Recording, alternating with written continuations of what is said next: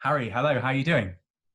Very good. How are you, Andy? Nice to see you. Really good, thank you, and good to see you as well. Um, we're delighted to have you here. We're starting our videos by asking contributors to introduce themselves and give us an overview of their work. So would you mind doing that, please? Yeah, sure, no problem. So I'm Harry Newman. I'm a lecturer in Shakespeare and early modern literature, and I work at Royal Holloway, which is part of the University of London. Um, so I teach and research literature from the 16th and 17th century, what we tend to call the early modern period. And I guess I've got lots of interests in that period, representations of technology, Hmm. medicine and the body, gender and sexuality. But I think my particular concern at the moment is how Shakespeare and other early modern writers have had a lasting impact on how we think about fictional persons or virtual humans, or what we just most often call characters. So I'm writing a book that has a quite tentative title at the moment, which is The Birth of Character.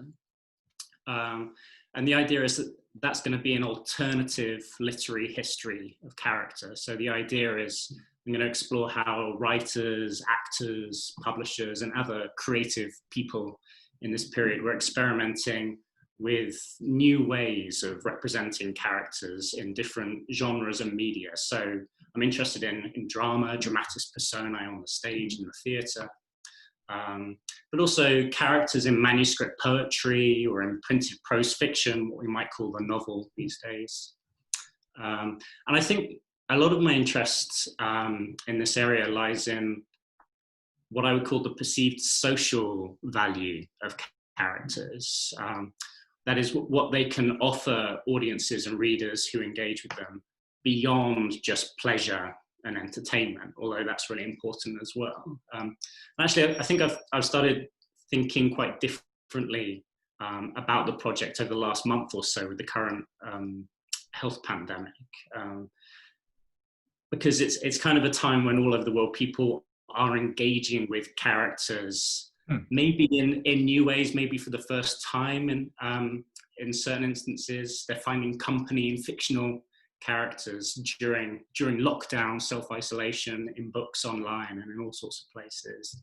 Recently I've been particularly thinking about the way we connect with characters on Netflix and kind of streaming services like that, how those might be linked to the early modern period and in interesting and kind of unexpected ways as well. Can you tell us more about those potential links? What are those links, you think, between characters in Yeah, sure. Netflix and early modern playhouses? Well, I guess it goes back to what I was saying about social value. I mean, so people find kind of great, these spacious fictional worlds are being streamed into our living room. And that's great company. You know, we're creating virtual communities online while in lockdown, like this, I suppose. But also there's company in fictional people as well. I'm thinking about this partly because I'm obsessed with certain Netflix shows like Better Call Saul and things like that. But I've been thinking about what characters give people beyond just entertainment. And I think in a way what characters do is that they give models of humanity, and they can be imitated, learned, rejected, used to judge others, whatever it may be. But the connection I'm really thinking about to the early modern period is you've got to pay for access to these characters. You know, there's always the small matter of the monthly subscription to Netflix. Characters usually exist behind a paywall of some kind. And I think that, you know, even if it's just subconsciously, that affects our relationship with them. And I say that's linked to the early modern period because in that period, in the 16th and 17th century, you get new paywalls being erected around characters. So I'm thinking in particular, and I know you've done a lot of work in this, Andy, you know, the rise of the commercial theatre, the fact that in many ways, on a mass scale anyway, you're having to pay for the first time to enter an enclosed space, which is a theatre, you know, to watch a production of Hamlet to get access, you've got to pay in order to cross that threshold, if you like. You've also got the invention of movable type or printing. You've got this mass market of printed book trade, but you're having to pay for access to, you know, a character's life as described within an early novel. So characters kind of become commodities in that period. You know, they're kind of products or maybe experiences that you have to pay for. So what I think Shakespeare and others are doing in that period is they're starting to kind of game that system in interesting ways. They're not just conscious that people are going to have to pay for the characters that they're writing. In some ways, those paywalls are kind of starting to construct what characters mean in interesting ways. I'm always there's a quirky play called Bartholomew Fair by Ben Jonson, where a bookkeeper comes out at the beginning during the induction and tells the audience, here's your contract and you're going to have to sign it, and you can only judge the play so far as you've paid for it, and so on.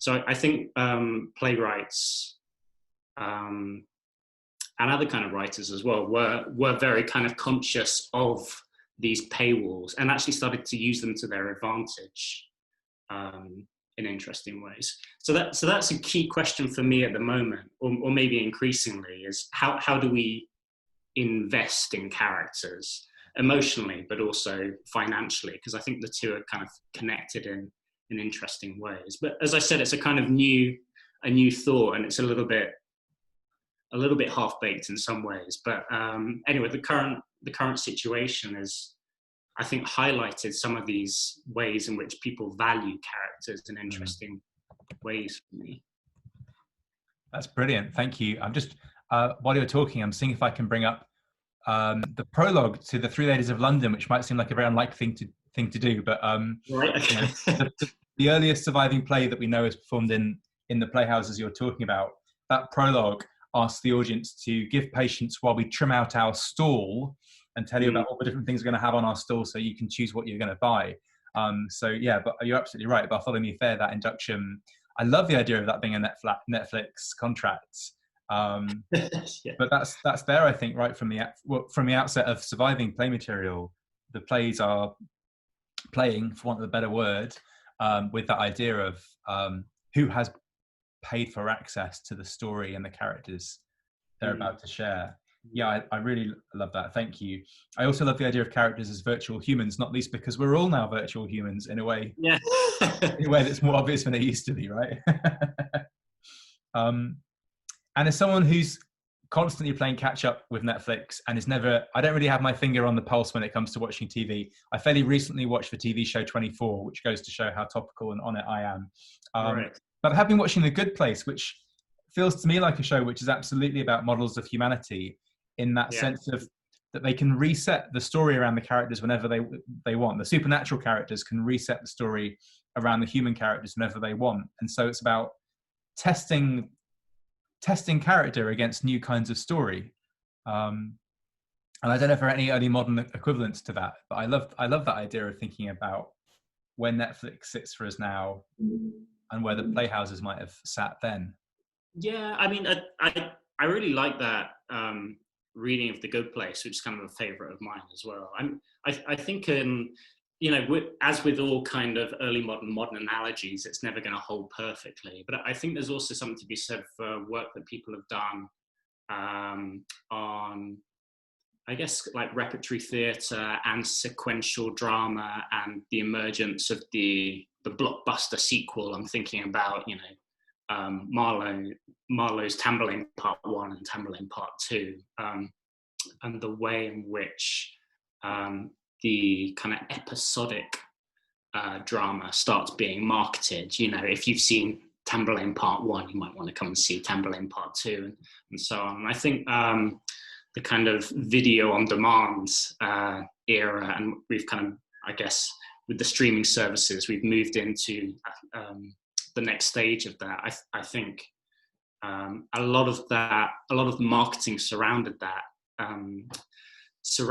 form of entertainment might be rooted in some ways in the early modern period. And I guess, yes, characters might get rebooted in different ways in sequels. And then I guess you get all the kind of spin-off movies and things like that, and spin-offs, kind of serial dramas. I mentioned Better Call Saul, which is connected to Breaking Bad. You also have plays like The Tamer Tamed by John Fletcher in the early modern period, which is kind of a sequel to Shakespeare's The Taming of the Shrew. Is it the same world, or is it a different world, or are they two different fictional worlds that overlap in some ways but not others? So it's a useful analogy in some ways, I would say. I think it's fantastic. I love that idea of rebooting, and it's not just Shakespeare getting rebooted, but is it something like a third of Shakespeare's plays are revisiting earlier plays? So is his King Lear a reboot of the earlier King Lear play? Is his Hamlet a reboot of what on earth was happening in the late 1580s that Thomas Nash says is on stage starring someone called Hamlet? Kind of rebooting going on there as well. And I don't know, Margaret of Anjou appearing all the way through Henry VI, part 1, part 2, part 3, and then she's still there in Richard III. Falstaff is another famous example as a kind of character who seems to move between plays and their fictional worlds. Then you get kind of those intertextual references like Polonius in Hamlet saying, I was an actor once too, and I played Caesar. Brutus killed me in the Capitol. And the actor playing Polonius may be the actor who played Caesar in Shakespeare's Julius Caesar a year before, performed by the same company. So there is a kind of inherent connectedness, not necessarily just to plays that are written by the same authors, but maybe, a kind of, what Will West calls a kind of intertheatricality, a way in which a play only has meaning insofar as it exists in relationship to other plays that are being performed at around the same time. Yeah, and you've got Polonius there saying, I was killed by Brutus, and he's saying that to Hamlet, who's probably being played by the same actor who played Brutus, and you've got the kind of older man of the play telling the younger philosophizing murderer of the play what happened. I wonder if that's a little bit like the recent Star Wars movies and their obsession with, for example, I can't remember his name now. I'm not that bad of a Star Wars fan, but the kind of the evil character in the new Star Wars films has an obsession with Darth Vader, and keeps Darth Vader's mask in his room and talks to it. So the film is very explicitly thinking about how it's trying to reboot stories and how its own characters are self-consciously rebooting. Interesting. Harry, can you give us some examples then of, let's go back to basics. What do we mean by the word character in the early modern period? What is a character? Is that a word people would use to describe a person in a story, for example? What would that word be doing in the early modern period? Yeah, so character is one of those words that seems quite simple and actually has a very difficult history, or etymology, as we call it, that's very difficult to get to the bottom of. And I think, the dictionaries like the Oxford English Dictionary are very useful, but, they're only ever a starting point for working out the historical journey of a word. But the word in the early modern period isn't used to refer to theatrical people or people represented in literature. That's a sense of the word that comes along when John Dryden uses it in the 1660s. Characters in plays tend to be called persons, or the persons that speak, which sounds very clunky. But the word character itself seems to mean most often a kind of a physical mark on a surface, especially a kind of imprinted or an engraved mark, something that is a symbol or a sign or a letter that can be read. And over time, especially over the course of the 17th century, the word character seems to mean an external mark that becomes a sign of something within.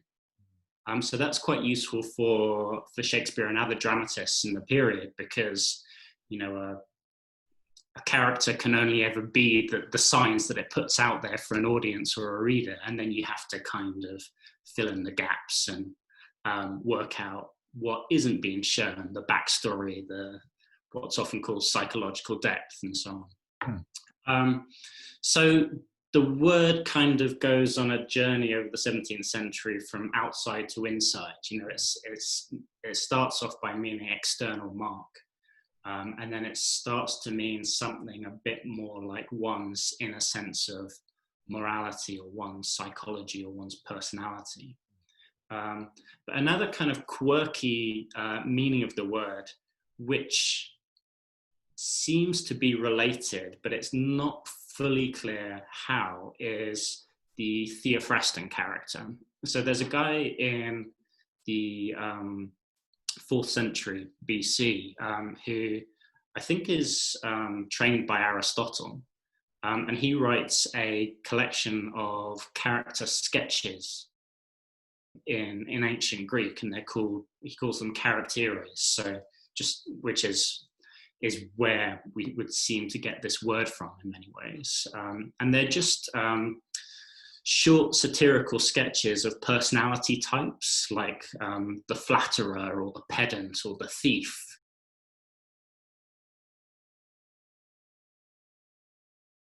You know, things like that. And then this is I think there's 20 or 30 of them, and they get handed down ultimately to the early moderns through various translations. And then they get picked up, especially by Ben Jonson and John Webster, and incorporated in interesting ways into drama. And they become a lot more, whereas before they're quite moral and abstract, in the early modern period, they become a lot more kind of, I think, satirical and witty. They're tied up with kind of rogue literature from the period in interesting ways. So you might have a short character sketch of, you know, the Puritan, the fundamentalist Protestant. I noted down a little example here. Yeah, here's a description. Here's a character of a Puritan, so a character sketch of a Puritan. He's often drunk, but not as we are, temporally, nor can his sleep then cure him, for the fumes of his ambition make his very soul reel. You can see the game of the character sketches to make, to kind of set up this us versus them dichotomy. You know, he doesn't get drunk like we do. He gets drunk in a different way. He gets drunk on ambition. He wants to be holier than thou, and to raise his position in society. And you can see how some of these character sketches of personality types might translate quite well into drama, even if the person being represented on stage seems quite different to the character who's being described. There might be a gap that opens up between the person described and the person being performed. Yeah. And Jonson and Webster really start playing with that in interesting ways. Shakespeare does too. Something I really want to do in my project is say, yes, Shakespeare's a big part of the story of character, if you like, but he's only one player, if you like. There's all sorts of creative people doing interesting new things with characters. And in many ways, it's not every author for himself. It's more of a collaborative thing. Yeah, thank you. And both of those playwrights you mentioned, Jonson and Webster, that kind of characterizing of people, if I can put it like that, that kind of anatomization of what people are like, kind of filters into their dramaturgical decisions, their staging decisions. So you have a play like Jonson's Every Man Out of His Humour, where you've got people, I presume, to the side of the stage, watching people further into the stage and pointing at them and telling each other and the audience, these people are like this. That guy's got a dog and a crazy relationship with his dog and his wife and his other kinds of possessions that get listed. And likewise, you've got to play like the Duchess of Malfi with that first long act where Antonio and Delio kind of play these chorus-like roles on the side of the stage, saying this guy's bad, that woman's brilliant, full of following reasons, and even start using the language of observe her character. I think that's right. I mean, I think Webster's particularly fascinating, and I think this aspect of his writing is understudied, to be honest. You know, in the Duchess of Malfi and the White Devil, his two famous tragedies, at key moments in those plays, he's actually Webster's writing character sketches on the side at around the same time as he's writing his play. So he starts incorporating character sketches of, you know, so he's interested in different kinds of, how do you represent in a character sketch different kinds of widow, for example. And then he does something similar with his famous widow, the Duchess of Malfi. And she is described in long character sketches by her, later her husband, Antonio, who describes her alongside her two brothers in long rhetorical set pieces.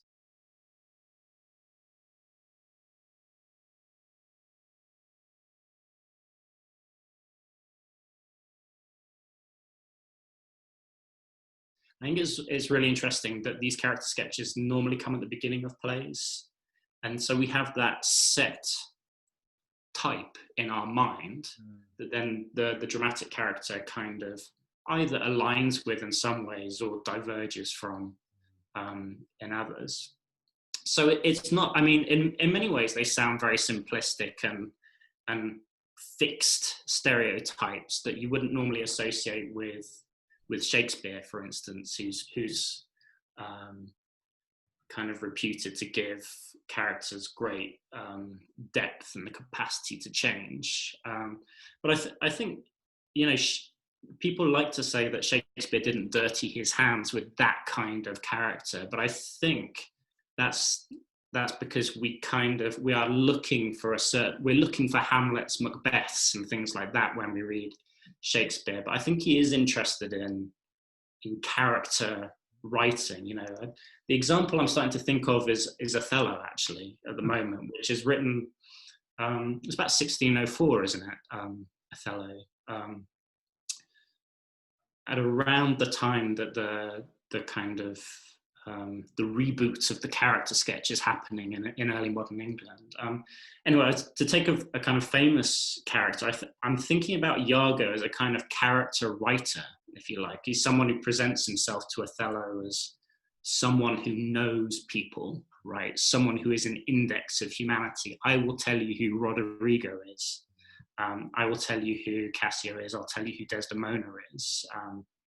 And Othello kind of buys this, right? He thinks that Iago is someone who knows people. He knows all qualities, he says to himself. So that process by which Iago tries to persuade Othello that Desdemona is one of them, you know, a Venetian woman.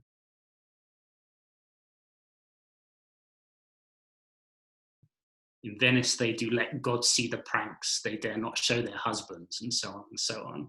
This word character is new, and it's not used in Othello, but that voice of the character writer who's kind of, he's a bit of a bully, really, and he thinks he knows everyone. I think there's an aspect of that voice to Iago as he's impugning Desdemona's character in Othello's mind somehow, sketching her out as the stereotype. So I think it becomes a question of, do you just follow the history of the word character, which is important in itself, or is there a kind of a rhetoric or a voice that's attached to that word that can also be traced through the canon of this period? So I don't want the project that I'm doing to become a kind of just a history of the word, if you like, but I think that's an interesting part of it, because it's very important to how we talk about all sorts of things, character, especially politics. I think people talk about a man of character all the time, don't they, in strange ways, but it's also about techniques and rhetoric that don't necessarily always have a name. and are quite hard to detect. And people sometimes don't want to see them in Shakespeare's canon because it's a kind of rhetoric that people don't tend to associate with Shakespeare, because it's quite easy to have made up your mind already about what Shakespeare does with character, that he invents this kind of psychologically deep, interiorized character when he writes Hamlet or something. And then, that's a game changer for the rest of history. I think, there's a bigger picture than that going on.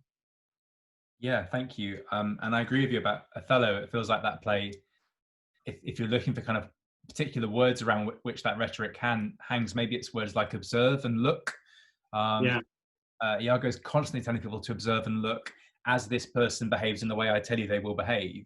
And then that person may or may not behave like that, but the person observing will have been told what to see in advance. It's kind of a play which is really interested in that process, I think. Yeah, telling people how to read other people in your day-to-day life. That's what a character writer does. And I think that's kind of what Othello is. Sorry, that's what Iago's doing to Othello and other people in that play. Yeah. I wondered too if plays like As You Like It, with their interest in Jaques' melancholy, if that's getting close to some of the things you're talking about, or is that a different way of thinking about a person? Yeah, I mean, I think so. I guess that's related to the idea of humoral character, which is a kind of character that's started by first of all a guy called George Chapman, and then Ben Jonson, I think, popularizes it as well. So humoral characters, it's a new kind of character that emerges with this new genre at the turn of the 17th century called the comedy of humours. And it draws on this very old, ancient medical theory that understood health and temperament to be determined by a kind of balance of 4 fluids in the body. So it's always tricky to remember them. So blood, phlegm, choler, and melancholy, to get around to the Jaques example. And so the medical theory is obviously really odd. But I think what Jonson, and to an extent Shakespeare and others, are doing with it is really interesting, because Eleanor Rowe's written about this. The playhouse becomes a kind of operating theatre wherein characters are kind of dissected over the course of the play, and then the audience gets a kind of voyeuristic insight into not just 4 states of humanity, but a kind of infinite variety of humoral states. So you might have too much blood and not enough colour, or too much melancholy in Jaques' case, or too much phlegm, or kind of different combinations of those 4. And so what you get is a really kind of complex and shifting relationship between psychology and physiology.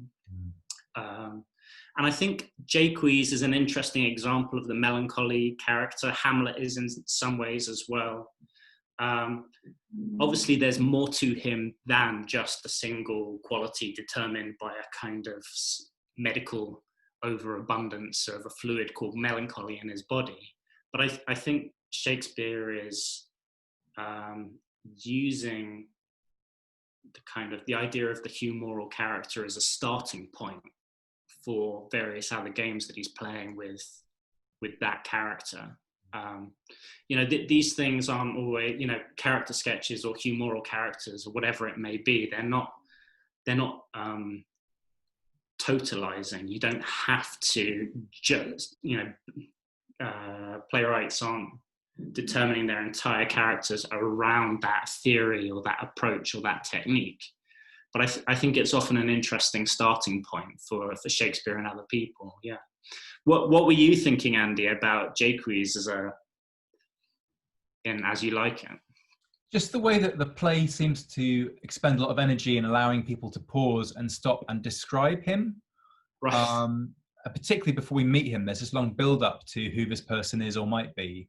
And then that sort of gets juxtaposed or opposed to the person we then see on stage, who finds himself being kind of inserted into particular situations. Right. Okay. Feels a So bit he's sketched by other people, and then turns out to be something other than the sketch at certain points. Yeah, there are always other people on stage who are, in kind of social and hierarchical terms, much more important, but he's the one who's given the big build-up before his entrance as a kind of disquisition, a process of thinking about who he is and what he's like. Yeah.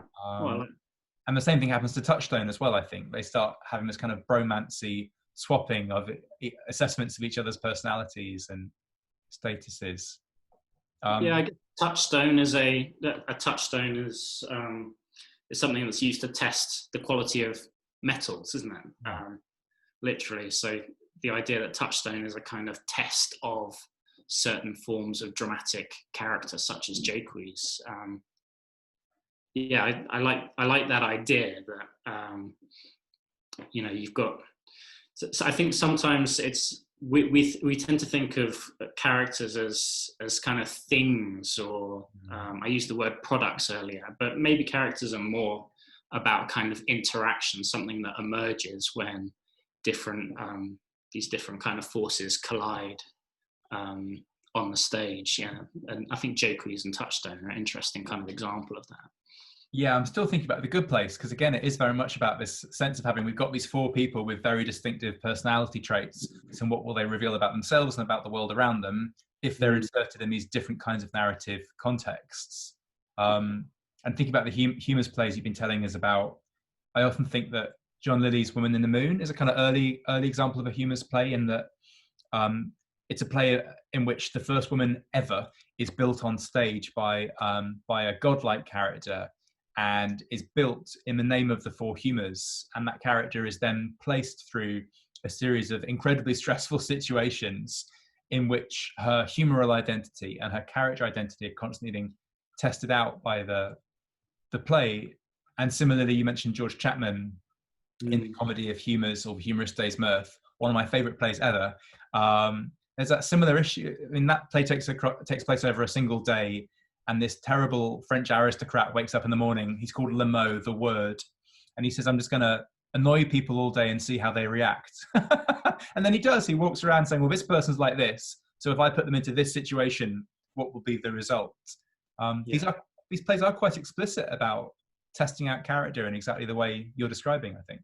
Yeah, the Humorous Days Mirth is a fantastic, much underrated play. I mentioned Eleanor Rowe earlier. She's got an online edition of it.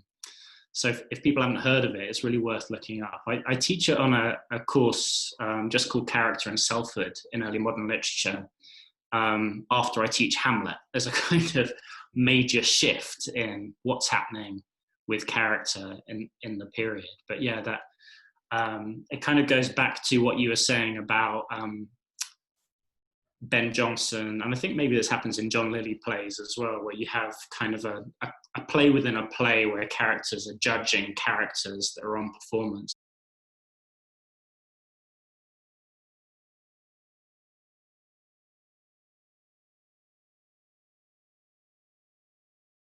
And Le Mot is a kind of, comparing himself to a king, watching performers and pointing out their humours. Yeah, that's where the mirth comes from. I think that really highlights the kind of the meta-ness that's coming into the way that people are thinking about how character is staged and performed, and also consumed as well. Someone like Le Mot is a kind of styles himself as a king, but he's also an internal audience member who's getting a social value, if you like, out of the characters that he's staging and watching being performed, and then relaying that to the audience, the external audience. Yeah. With the word meta-ness, I'm aware that we'll be subtitling these videos later, and that might cause all kinds of interesting issues for the subtitling. But by that you mean a kind of, so meta is in a kind of Greek for stepping outside of something. That this is a moment in which the play confronts its own theatrical status, and a character is invited to think about what their actor is up to and what the audience is up to. That's what you mean by... Yeah, so meta theatre is a term that was coined in the 1960s by a guy called Lionel Abel. and it's being used to mean all sorts of things. It tends to be generally used to mean any kind of moment or aspect of a play that causes the audience to, it's a kind of cognitive switch that allows them to recognize that they are actually in a theatre, they're actually watching a play, that what is happening on stage is a fiction and not reality. And it's been kind of defined and theorized in different ways. I think it's particularly important for thinking in this period about the relation, well, for me anyway, for thinking about the relationship between the character and the actor. If you take a famous tragic actor from the period like Richard Burbage, who's playing King Lear, Othello, Hamlet, those meta-theatrical moments when the character that Burbage is playing uses a kind of theatrical language. I'm just trying to think of an example. When Hamlet says, "I'm more than the signs of mourning for my father," those are things that a man might play upon the stage. That might be described as a meta-theatrical moment when the audience starts thinking about the celebrity actor who is performing as Hamlet. Yeah. And I think even more so than today, even though you have kind of a massive celebrity culture behind the kind of the Netflix output, for example, I think playwrights and actors were very keen to tap into the relationship between actors and characters, and to see the kind of line that splits the identity of the character and the identity of the actor as somehow kind of permeable. And I guess meta-theatre is, for me, a moment when that very thin line that sometimes divides the actor and the character is broken for a moment. And you start to see about this kind of dual identity that's shared by actor and character in interesting ways. It's very hard, for example, to watch Hamlet without thinking about past actors that have played that role, David Tennant or Benedict Cumberbatch or whatever it may be. So there's a sense in which actors continue to inhabit characters after they've played them. And I think meta-theatre is a way in which playwrights, but also audiences as well, can connect with that idea between the fiction and the material world in which the fiction is being staged. Yeah, that's really great. Thank you, Harry. We're ending our videos by asking our contributors what the word literature means to them, whether it's a word that's in their professional or their personal sphere of reference, I suppose. We've talked about your relationship with the word character. Right. How about literature? Yeah. Wow. So big question. I would say, so yeah, how useful is this word? I would say maybe I'm not committed to it. Obviously, I use it all the time. I can see how other words might be more inclusive, like narrative or stories. I think literature is kind of historically associated with letters and books, right? So kind of, and always kind of in a technical way suggests texts that are read or studied rather than maybe watched and listened to. So, but I don't have a kind of solution for what might be a better word, but just to say, I'm not wedded to it. But I think, in terms of how to define it, again, definitions are tricky. I think since starting my project, maybe I've started to think about literature as a kind of like an ongoing experiment in world making, right? An ongoing experiment with virtual humanity, to bring that word virtual back in there. I mean, that might sound a bit kind of cryptic, but I guess what I mean is when we read a novel or watch a play or a film or whatever, we kind of cross over into another world that has people and creatures and things in it that we wouldn't really have the opportunity to experience in real life. And I don't mean that literature is a kind of escapism necessarily. I mean, often, you know, fictional worlds and their characters are kind of dark reflections of people we know and worlds we know. And obviously reading and engaging with characters can actually shape who we are and have very real effects in the real world.